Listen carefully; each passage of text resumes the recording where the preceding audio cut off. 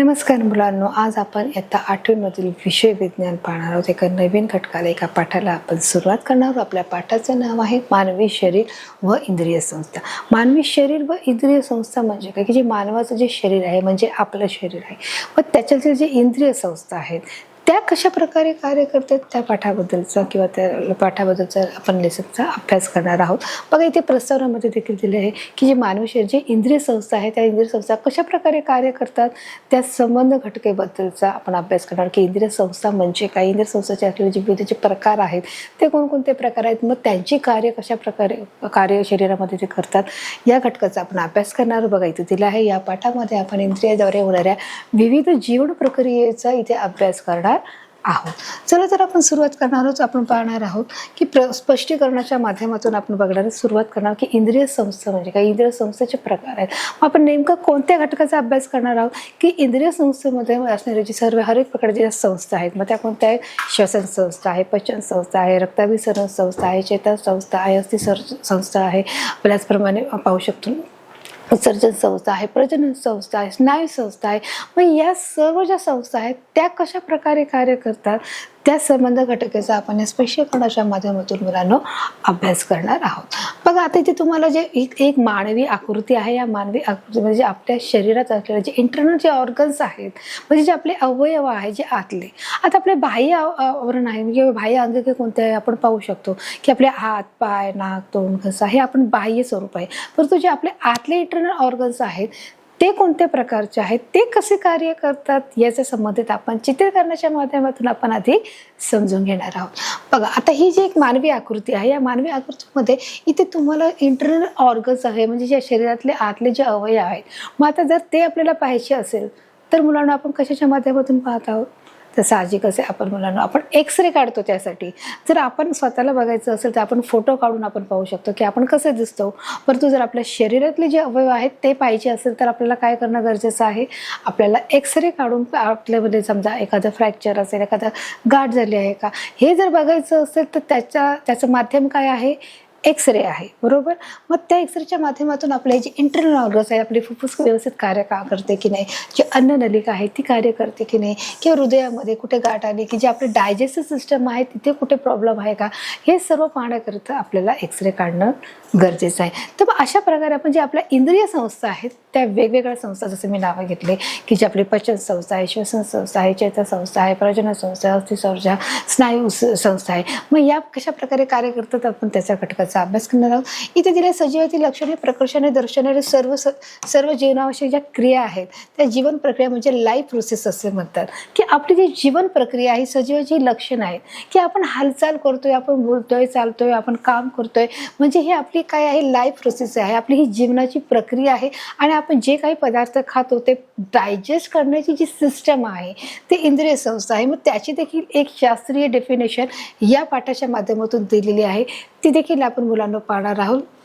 कशा प्रकारे जी आपली जी संस्था आहे ती कशा प्रकारे इंद्रिय संस्था कार्य करते ते देखील आपण बघणार आहोत.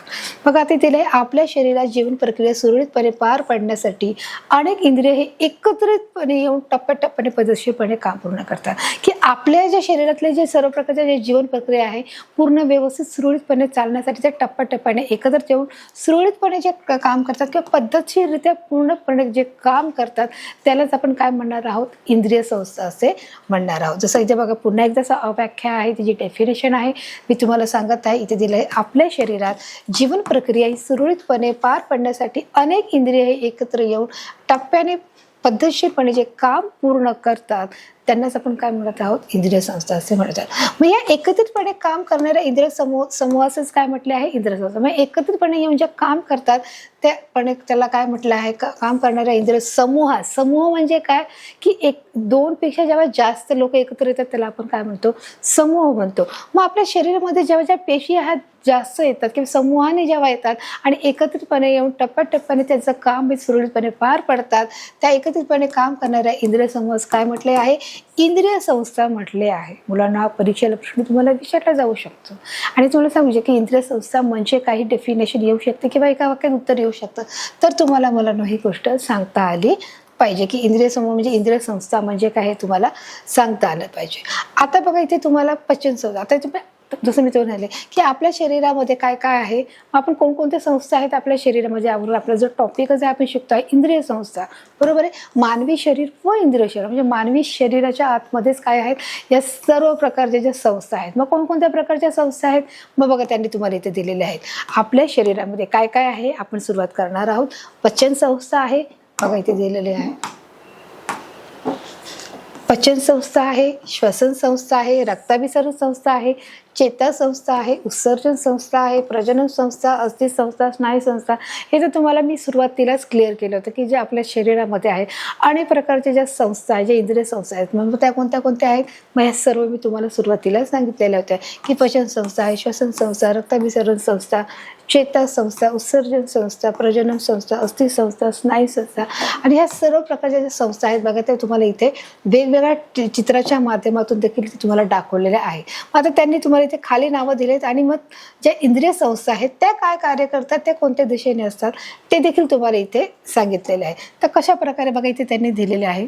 आता आपण इथे बघा पाहणार आहोत. अस्थि संस्था, बघा अस्थि संस्था आहे, स्नायू संस्था आहे, ज्या स्नायू आहे, ज्या अस्थि म्हणजे काय, आपली जी हाडं आहेत, हाडांना काय म्हटलं जातं, अस्थि संस्था म्हटले जाते. म्हणजे जी आपल्या शरीरातली जी हाडं दिसत आहेत मुलांनो, बघा इथे आहेत ही अशा प्रकारची जी हाडं आहेत त्यांना आपण काय म्हटलं जातो, अस्थि. हाडांना काय म्हटलं जातं, अस्थि संस्था. ज्या आपल्या शरीराला ज्या स्नायू आहे, ज्या छोट्या छोट्या ज्या स्नायू त्यांना स्नायू संस्था म्हटलं जातं. पचन संस्था म्हणजे जे आपलं जे पचनचे जे काम आहे ती पचन संस्था आहे. श्वसन संस्था म्हणजे जो आपण नाकाने जे श्वास घेण्याचं जे काम आहे त्याला म्हटलं असं श्वसन संस्था. रक्ताभिसरण संस्था म्हणजे आपल्या शरीरामध्ये हर रक्त हे पूर्णपणे खेळलं गेलं पाहिजे की शरीराच्या एका टोकापासून हे दुसऱ्या टोकापर्यंत सहजरित्या हे गेलं पाहिजे आणि ते रक्त पसरण्याचं जे काम आहे त्याला रक्ताभिसरण संस्था म्हटलं जातं. म्हणजे मेंदूपासून ते पायाच्या टोकापर्यंत आपल्या बोटापर्यंत हे रक्त जाण्याची जी प्रक्रिया सुरळीतपणे जेव्हा चालतं त्याला रक्ताभिसरण संस्था म्हणतात. ह्याच्या बघा हे चेता संस्था आहेत. तर अशा हर एक प्रकारच्या प्रत्येक जी संस्था आहे त्या प्रत्येक संस्थेचं जे कार्य आहे ते कसं आहे वेगळं आहे. अशा अनेक इंद्रिय संस्था हे कार्य करत असतात. बघा अशा प्रकारे जे संस्था आहेत त्या कार्य करतात.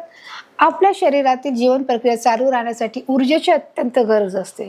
आता आपल्या जे शरीरातील जे जीवन प्रक्रिया आहे ते चालू राहण्यासाठी ऊर्जा ही खूप महत्त्वाची आहे आणि ऊर्जा असेल तरच आपण हर एक कार्य पार पाडू शकतो. जर ऊर्जा आपल्या शरीरात नसेल तर आपल्याला कमकुवतपणा येईल, विकनेसपणा येईल किंवा आपल्याला कामात निरुत्साह वाटेल, उत्साह वाटणार नाही आणि कोणतेही काम वेळेवर होणार नाही किंवा तुम्ही किती म्हणजे त्या कामासाठी लागणारा वेळ हा जास्त पण लागू शकतो.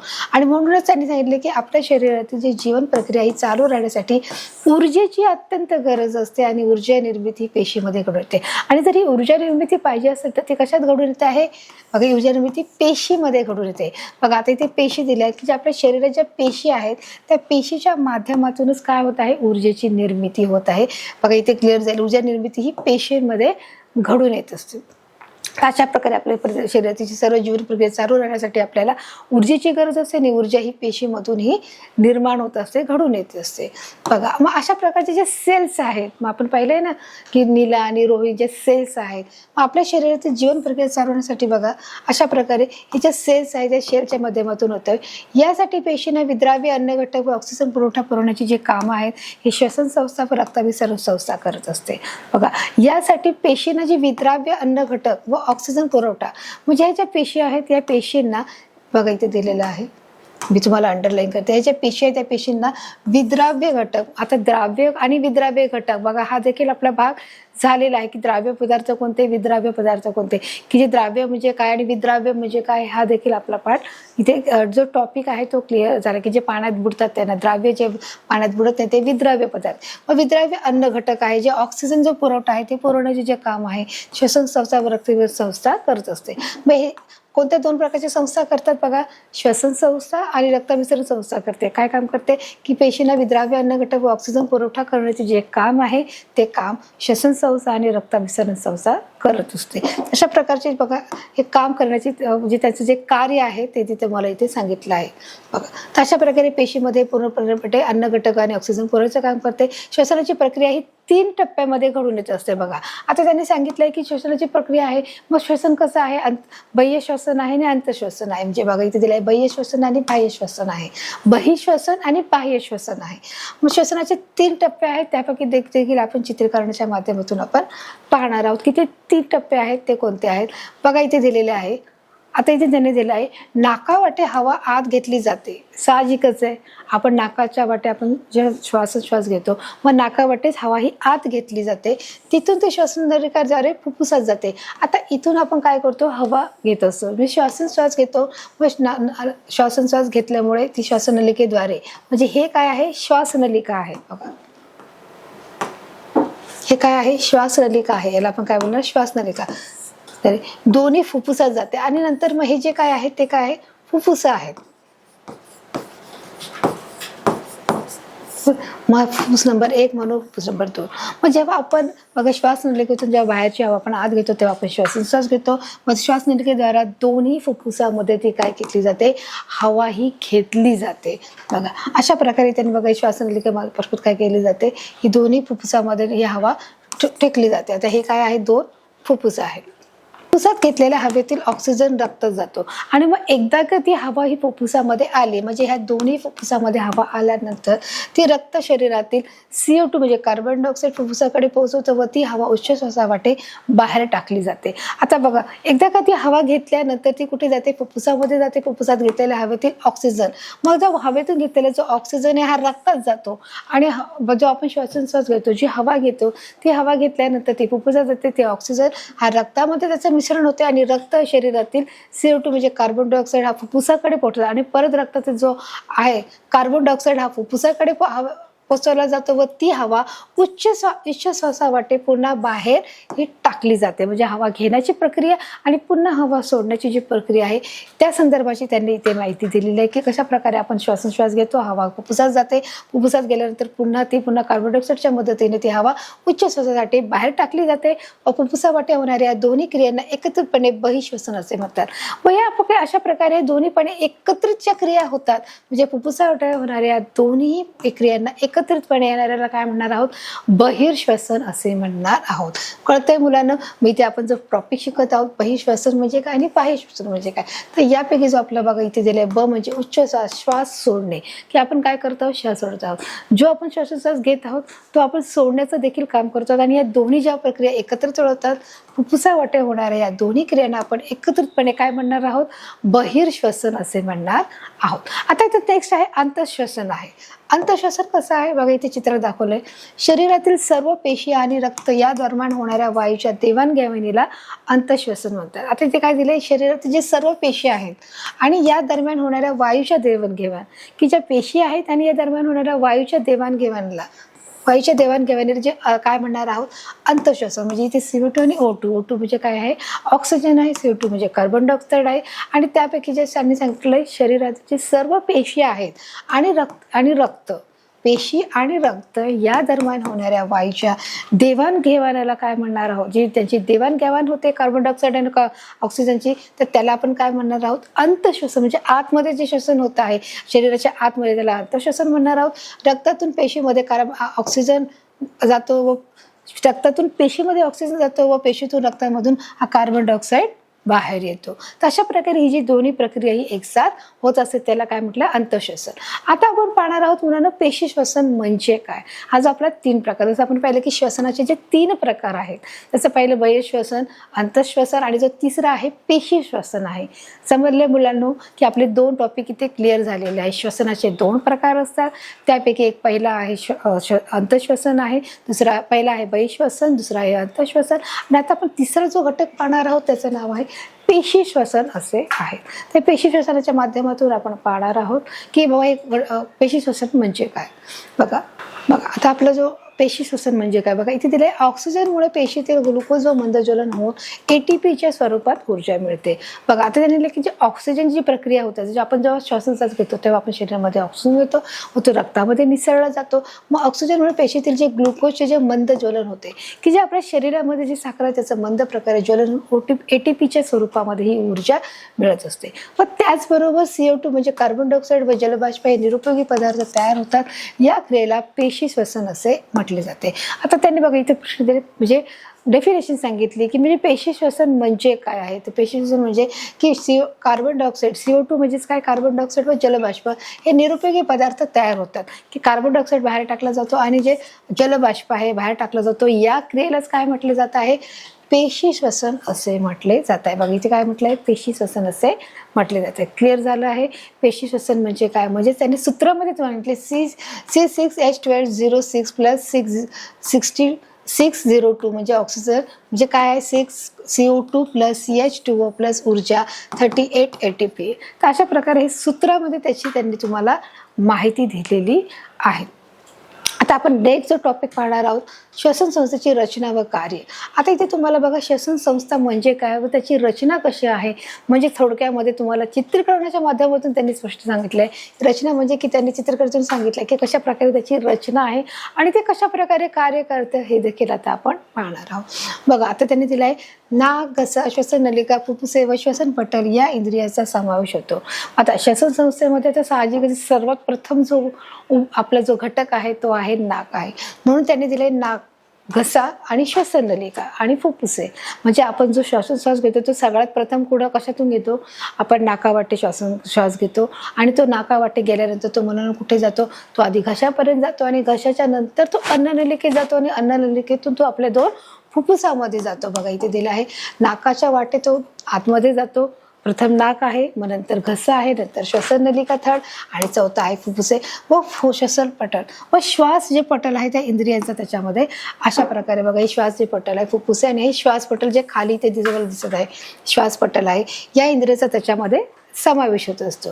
आता त्यांनी या घटकामध्ये जे आपले 5 गोष्टी दाखवल्या नाक, घसा, श्वसन नलिका, फुफ्फुसे आणि श्वास पटल, हे किती प्रकार झाले आपले 5 प्रकार झाले. पण त्याच्यापैकी त्यांनी नाक म्हणजेच नोज त्याच्याबद्दलची त्यांनी संदर्भ माहिती घेतली आहे की कशा प्रकारे जो श्वासोच्छ्वास आहे हा आतमध्ये घेतला जात आहे. बघा यांनी आता सगळ्यात प्रथम दिसत आहे हे आपल्या सर्वांना नाक आहे ना, तुम्हाला आहे ना मुलांना, बघा बरं हात लावून बघा, आहे नक्कीच आहे बरोबर. आता या नाकानेच आपण काय घेत आहोत, श्वास घेत आहोत आणि आपण श्वास घेत आहोत म्हणजेच आपण अजून काय आहोत, जिवंत आहोत. जे सर्व सजीव आहेत त्या सर्व सजीवांना, मग ते सर्व पशु असतील, पक्षी असतील, प्राणी असतील, सर्व सजीवांना मुलांना ते श्वासोच्छ्वास करत असतात आणि त्याच्यामुळे आपल्याला ऑक्सिजनचीही गरज असते. म्हणून आपण बघा इथे काय करतो, इथे दिलं आहे श्वसन क्रियेची सुरुवात ही नाकापासून होते. जर श्वसन क्रिया जर करायची असेल तर त्याची जी सुरुवात आहे ती कुठून होत आहे, नाकापासून होत आहे. जसं इथे बघा तुम्हाला चित्रात आता दाखवलेलं आहे. नाकातील केसाच्या व चिकट पदार्थाच्या सहाय्याने हवा गाळून आत घेतली जाते. आता इथे त्यांनी बघा क्लिअर केलेलं आहे की जे आपलं नाक आहे त्या नाकाच्या आतमध्ये जे आपल्याला छोटे छोटे जे तंतुकणासारखे असले जे बारीक केस आहेत ते केसाच्या माध्यमातून ही हवा आत तर घेतली जाते परंतु ती देखील फिल्टर होऊन येते, म्हणजे ती गाळली जाते. बघा इथे दिलं आहे की आपल्या नाकातील जे केस आहे जे छोटे त्या केसाच्या व चिकट पदार्थ व नाकामध्ये असलेले जे चिकट पदार्थ आहे त्याच्या सहाय्याने हवा गाळून ती आत गेली जाते. म्हणजे बघा की एक किती प्रोसिजर आहे ती, इथे प्रोसिजरच्या माध्यमातून ही हवा आत जाते की कोणत्याही प्रकारची यंत्रणा इथे नाही की नैसर्गिक जी यंत्रणा इथे ठेवलेली आहे की आपल्या नाकामधले जे छोटे केस आहेत व चिकट जो पदार्थ आहे त्याच्या माध्यमातून ही हवा गाळून ही आत अशा प्रकारे ही आतमध्ये घेतले जाण्याचं देखील ही प्रोसिजर इथे पूर्ण झालेली आहे. जे दुसरा जो घटक आहे आपला जो पहिला घटक आहे नाक, त्यांनी समजलं आहे की सगळं जो मूल घटक आहे नाक आहे, नाकाच्या माध्यमातून आपण श्वास आत घेत आहोत. दुसरा घटक आहे जो घसा आहे, म्हणजेच काय ते दिलेलं आहे फॅरेनेक्स दिलेलं आहे, ते घसाच्या मधून म्हणजे आपण थ्रोट देखील त्याला म्हणू शकतो. त्याचं कार्य काय आहे बघा इथे दिलेलं आहे. आता नाकाच्या वाटे हवा गेलेली आहे, नाकाचं कार्य पूर्ण झालेलं आहे. आता कुठपर्यंत आलेलं आहे बघा, आता इथे घशापर्यंत आलेला आहे. हा अशा प्रकारे घसा आहे, या घशाच्या माध्यमातून आपण बोलतो आपला जो कंठ आहे तो आवाज निघत असतो, बरोबर आहे. आपण श्वासोच्छ्वास घेण्याचं काम करतो असतो, जे अन्ननलिकेचं देखील काम आहे, पाणी पिण्याचं देखील काम आहे. म्हणजे अशा प्रकारे जो घसा आहे हा आपल्याला किती उपयोगाचा आहे बघा. आता इथे त्यांनी सांगितले की जे श्वसनाच्या कार्यासाठी जो दुसरा घटक आहे तो काय आहे, घसा आहे. मग घशापासून अन्ननलिका व श्वसन नलिका सुरू होतात. बघा आता त्यांनी काय सांगितलंय की घशापासून अन्ननलिका व श्वास नलिका, जे अन्ननलिका बघा अन्ननलिकेच्या मार्ग घशापासून अन्ननलिका, जो घसा आहे त्या घशापासून अन्ननलिका बघा हा आहे तो घसा आहे. व श्वास नलिका सुरू होतात व श्वास नलिका ही अन्ननलिकेच्या पुढे असून आता याच्यामध्ये देखील 2 गोष्टीचं डिवायडेशन झालेलं आहे, 2 गोष्टी विभाजित केल्या गेलेल्या आहेत. इथे दिले अन्ननलिका आणि श्वास नलिका, ह्या दोन्ही काय केलेल्या आहेत बघा एकाच बाजूने ते तुम्हाला दिसत आहे. बघा अन्ननलिका आहे आणि श्वास नलिका आहे. बघा श्वास नलिका ही अन्ननलिकेच्या पुढे असते. आता ही जी श्वास नलिका ही अन्ननलिकेच्या पुढे असते, म्हणजे अन्ननलिका बघी आणि श्वास नलिका आहे बघा. व असून त्यावर त्याच्या वरच्या बाजूस एक झाकण असते आणि त्याच्या वरच्या बाजूस काय आहे, एक झाकण देखील आपल्याला इथे दिसत आहे. समजले मुलांनो? बघा, घशापासून काय आहे, अन्ननलिका आहे आणि श्वासनलिका आहे. म्हणजे त्याला दोन फाटे किंवा दोन लाईन किंवा आपण म्हणू शकतो दोन नळ्या जोडलेल्या आहेत. हे एक प्रकार आणि हे दोन प्रकार. ही पहिली आहे, ही दुसरी आहे. त्यांनी काय सांगितलं आहे की श्वसन नलिका ही अन्ननलिकेच्या पुढे असते. जी श्वसन नलिका ही अन्ननलिका आहे त्याच्या पुढे असून त्यावर वरच्या बाजूस काय आहे, एक झाकण आहे. इथपर्यंत क्लिअर आहे की आपल्या ज्या शरीरामध्ये, आपल्या घशामध्ये दोन नलिका आहेत. कोणत्या कोणत्या नलिका आहेत? अन्ननलिका आहे, श्वसन नलिका आहे आणि श्वसन नलिका ही अन्ननलिकेच्या पुढे आहे. म्हणजे प्रथम काय आहे, श्वसन नलिका आहे. त्यांनी स्पष्ट सांगितलं श्वसन नलिका ही अन्ननलिकेच्या पुढे आहे. म्हणजे सगळ्यात प्रथम काय आहे, श्वसन नलिका आहे आणि त्याच्यामध्ये पुढे असून त्यावर वरच्या बाजूने काय आहे, झाकण आहे. अशा प्रकारे इथे क्लिअर झालेलं आहे मुलांनो. तुम्हाला समजलं आहे अन्ननलिका म्हणजे काय, श्वसन नलिका म्हणजे काय. बघा, इथे त्यांनी दिलेले आहे ही श्वसन नलिका ही अन्ननलिका आहे. बघा, अशा प्रकारे आणि ते वरच्या बाजूस एक अशा प्रकारे तिला झाकण आहे. अन्ननलिकेत अन्न जाताना या झाकणामुळे श्वसन नलिका ही झाकली जाते.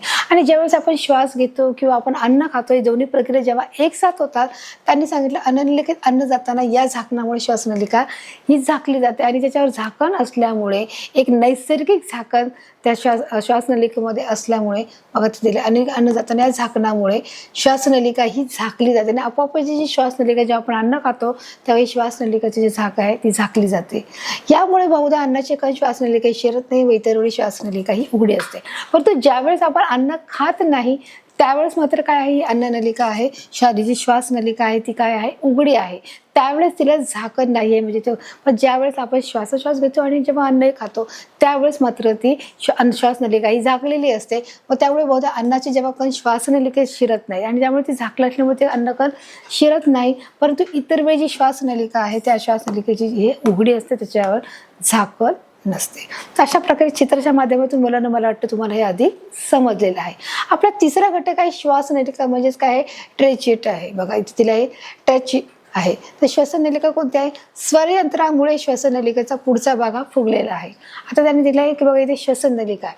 मग ही जी आहे श्वसननलिकेबद्दलची यांनी त्यांनी माहिती दिलेली आहे. श्वासनलिका, श्वासनलिकाचं काय, स्वरयंत्र आहे, त्याला काय आहे, स्वरयंत्र आहे.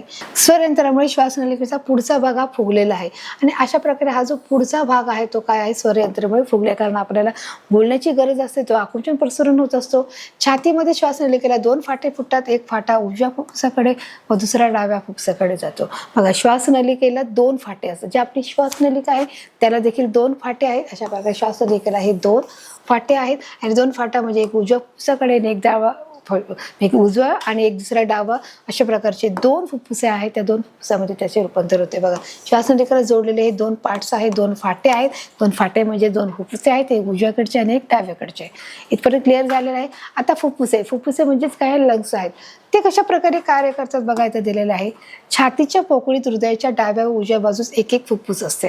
आता छातीच्या उजव्या बाजूस आणि डाव्या बाजूस प्रत्येक मनुष्याचे जे मनुष्य आहे त्याला दोन फुफ्फुसे हे कार्यरत असतात. छातीच्या एक उजव्या बाजूला आणि एक डाव्या बाजूस एक एक फुफ्फुस असते. बघा, इथे एक एक फुफ्फुस, इथे काय, छातीच्या पोकळीत हृदयाच्या, आता हृदय कुठे आहे, हृदय इथे आहे की जे आपल्या डाव्या बाजूला किंचित असे कललेले आहे किंवा झुकलेले आहे. बरोबर आहे. आता बघा, छातीच्या पोकळीत हृदयाच्या डाव्या व उजव्या बाजूस, हृदयाच्या डाव्या आणि उजव्या बाजूस काय आहे, एक एक फुफ्फुसे इथे असते. जसं इथे चित्रामध्ये दिसतंय. प्रत्येक फुफ्फुसावर दुपदरी आवरण असून त्यावर फुफ्फुसावरण म्हणजेच प्लेवरा असे म्हणतात त्याला. आणि जे बघा जे फुफ्फुस आहे त्या फुफ्फुसाला दुपदरी आवरण आहे. दोन पदरी म्हणजे दोन पदराचं किंवा दोन भागातलं त्याच्यामध्ये आवरण आहे. म्हणजे अशा प्रकारे त्याला आवरणाची देखील गरज आहे. बघा, आणि दुपदरी आवरण असून त्या त्याला काय म्हणणार, फुफ्फुसावरण असे म्हणणार. फुफ्फुस ही स्पंजाप्रमाणे स्थितिस्थापकता असते. स्पंजाप्रमाणे म्हणजे ज्याप्रमाणे आपण श्वासोच्छ्वास घेतो तेव्हा ते आकुंचन आणि प्रसरण पावत असतात. म्हणजेच त्याला आपण काय म्हणत आहोत बघा, स्थितिस्थापकता. म्हणजे पुन्हा ती त्या स्थितीमध्ये येते, पुन्हा ती आकुंचन पावते, ती प्रसरण पावते, आकुंचन पावते, प्रसरण पावते. बघा, अशा प्रकारची स्थितिस्थापकता त्याला प्राप्त होते. फुफ्फुसे लहान लहान कप्प्यांनी बनलेले असून त्यांना वायुकोश म्हणतात. आता हे फुफ्फुस आहे ती लहान लहान कप्पे, म्हणजे त्याच्यामध्ये देखील जे छोटे छोटे जे कप्पे आहेत त्या कप्प्यांनी बनलेले असून त्यांना काय म्हटले जाते, वायुकोश असे त्याला म्हटलेले आहेत. बघा, म्हणजे फुफ्फुसाचा अंतर्भाग हा तुम्हाला चित्राच्या माध्यमातून दाखवला आहे. वायुकोशाच्या भोवती केशवाहिन्याचे अत्यंत दाट जाळे असते. दाट म्हणजे एकदम जवळ एकदम चिकटलेले आणि भरपूर प्रमाणामध्ये, म्हणून त्याला म्हटलेले आहे अत्यंत दाट वायू आहे की वायुकोशाच्या भोवती. बघा, या वायुकोशाच्या भोवती काय ते नाही की केशवाहिन्या, ज्या केशवाहिन्या हे काय आहेत, केशवाहिन्या आहेत. इथे चित्रात तुम्हाला दिसत आहे, ह्या काय आहेत, बघा इथे दिसत आहे काय आहे, केशवाहिन्या आहेत. या वायुकोशाच्या भोवती केशवाहिन्याचे अत्यंत हे दाट जाळे आहेत. दाट म्हणजे काय आहे की भरपूर जास्त प्रमाणामध्ये फुफ्फुसाच्या आतमध्ये जे वायुकोश आहे त्याचे जाळे हे कशा प्रकारे अत्यंत दाट प्रमाणामध्ये आढळते. वायुकोशावरील जे आवरण अत्यंत झरझरीत असून ते केशवाहिन्याचे आवरणही फार पातळ असते. आता त्यांनी सांगितले की वायुकोशावरील जे आवरण आहे अत्यंत झरझरीत असून ते कसं आहे, केशवाहिन्याचे आवरणही फार पातळ असते आणि त्याचे जे आवरण आहे ते पातळ आहे आणि त्याचे ज्या वायुकोशावरील जे आवरण आहे ते कसं आहे, झिरझिरीत आहे. म्हणजे त्या प्रकारे पातळ किंवा लवचिक किंवा नाजूक आहे, ते झिरझिरीत आहे, म्हणजे ते अतिशय सूक्ष्म आहे. आणि त्या केशवाहिन्याचे आवरणही कसे आहे मुलांना, फार पातळ प्रकारामध्ये आपल्याला इथे आढळून येत आहे.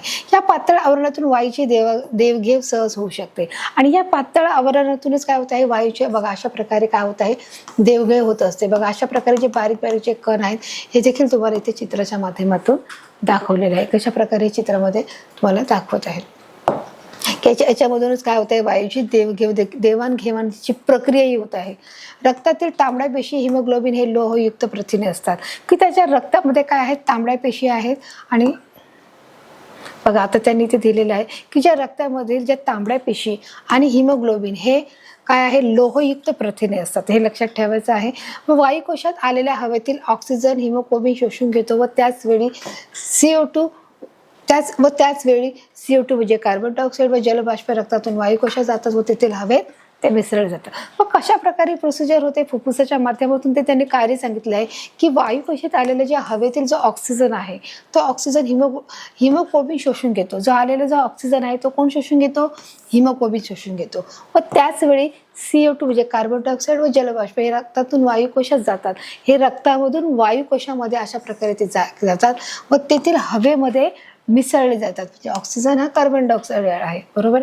अशा प्रकारे तिथून जे कार्बन आहे ते कार्बन डायऑक्साईड व जलबाष्प हे रक्तातून वायुकोशामध्ये जातात व तेथील त्या हवेमध्ये देखील मिक्स होण्याचे जे प्रमाण आहे ते देखील आपल्याला त्या चित्राच्या माध्यमातून दिसत आहे. तर अशा प्रकारे जे फुफ्फुस आहे, फुफ्फुसाचे जे कार्य आहे ते इथे आपल्या इथे स्पष्ट झालेलं आहे.